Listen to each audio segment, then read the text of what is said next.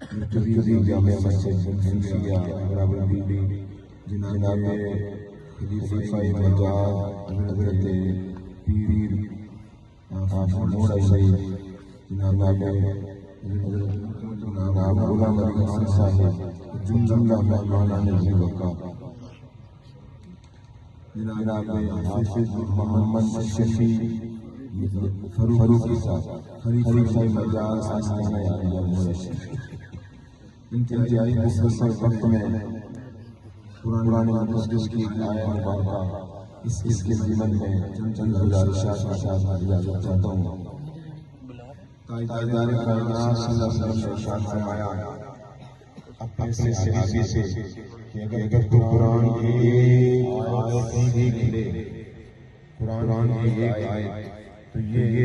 100 رکعت پڑھنے سے بہتر ہے۔ اور اگر قرآن کی اس آیت کا ایک سبجیکٹ، ایک مضمون سیکھ لے، تو یہ 1000 رکعت نوافل پڑھنے سے بہتر ہے۔ عمل کرے یا نہ، صرف علم سیکھنا اتنی اہمیت، اتنی افضلیت علم کی۔ اس مجلس میں قرآن مقدس کی آیت مبارکہ کی جو روشنی ہے، ہدایت ہے، فیض ہے، اس کو سیکھنے کی کوشش کرتے ہیں۔ تو اللہ رب العزت نے فرمایا میرے محبوب کو بتا دیں رب ارحمہما کما ربیانی صغیرا، مجھ سے یہ دعا مانگا کرو، مجھ سے یہ التجا کیا کرو، مجھ سے یہ درخواست کیا کرو، کیا رب ارحمہما،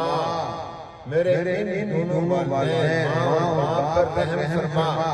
کما جیسے ربیانی صغیرا، جس طرح شفقت سے، محبت سے، پیار سے، رحمت سے مجھے بچپن سے پالا ہے، جس طرح انہوں نے شفقتوں کی انتہا کی ہے، مولا اس سے کروڑ گنا زیادہ شفقتوں کی انتہا، کما ربیانی صغیرا، جس طرح بچپن میں میری کوئی اوقات نہ تھی، میرا قد 1.5 فٹ بھی نہ تھا، میں بول نہیں سکتا تھا، میں چل نہیں سکتا تھا، میری کوئی صلاحیت نہیں تھی، کچھ نہیں تھا میرے اندر۔ رب تو کریم ہے، تو رحیم ہے، تو بڑا عظیم ہے، میرے والدین نے میرے ساتھ اتنی شفقت کی، اتنی مہربانی کی، مجھے بولنا سکھایا، چلنا سکھایا، میری ساری زندگی ساری خواہشات پورا کیا، اور جس طرح انہوں نے میرے ساتھ یہ عمل کیا، اسی طرح مولا ان کے اوپر تو اپنا رحم و کرم فرما۔ اب دیکھیں کہ خالق کائنات بدی ہوئی کا مطلب ہے کہ وہ کریٹرز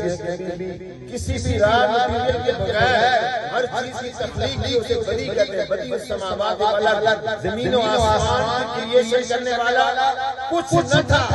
سب کچھ نہ تھا، لیکن اس نے ہر ایک چیز کو کریٹ کیا۔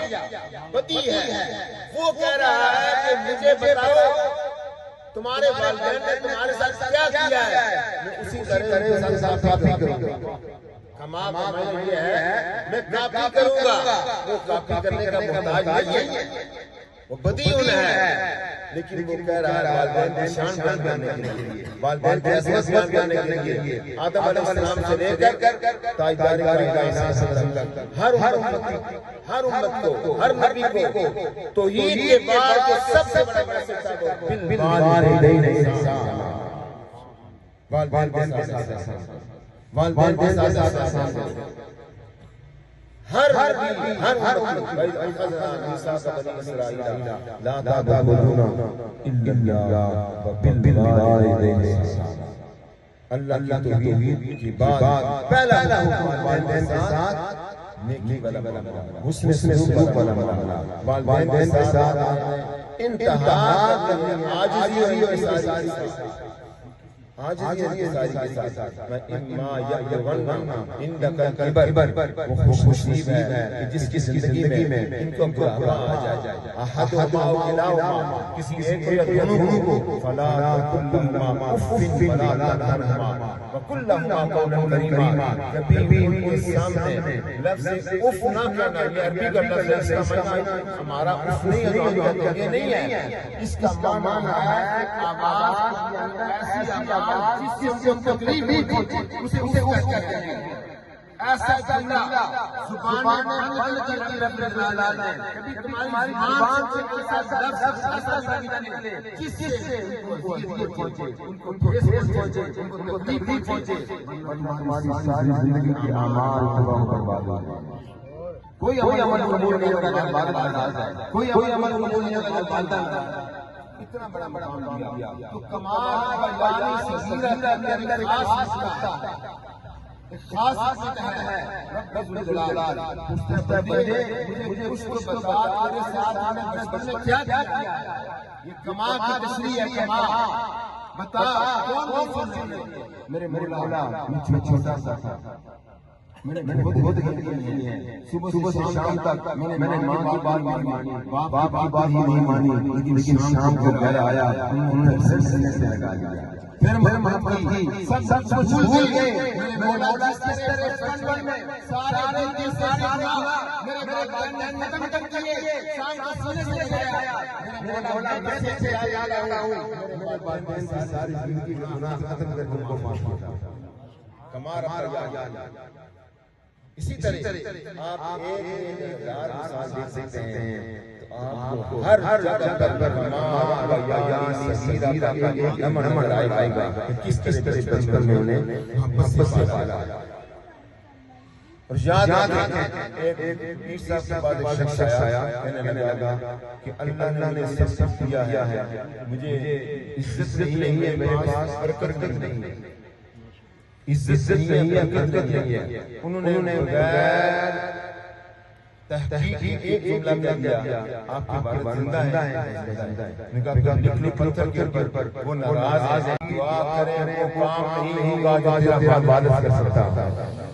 وہ فقط ایک مرتبہ ہاتھ اٹھا لے، ایک مرتبہ ہاتھ اٹھا لے، مولا میرے بیٹے رحم فرما، وہ دعا عرش کی لائی تک پہنچے گی بغیر کسی وقت۔ اللہ کی عزت کی قسم یہ واضح کرام بیٹھے ہیں، یہ جہاں جس مجلس میں ہیں وہاں دعا کی قبولیت کا شک نہیں چاہیے، یہ منتخب لوگ ہیں، وہ لوگ ہیں جن کو اللہ نے اپنی کتاب کے لیے سارے معاشرے سے چن کے الگ کر دیا، الگ کر دیا کہ وہ لوگ ہیں جو زندگی بھر میری کتاب سے تعلق رکھیں گے، قرآن سیکھیں گے، پڑھیں گے، سمجھیں گے، سکھائیں گے، زندگی بھر اسی میں لگے رہیں گے۔ ان کو میں نے سارے سے الگ کر دیا ہے، ان کا مقام نہیں ہے، چلیں گے پر رکھیں، جہاں سے درخت کے لیے دعائیں کریں گے، سمندر کی مچھلیوں کے لیے دعائیں کریں گے، یہ رب نے ان کو اپنا چن لیا،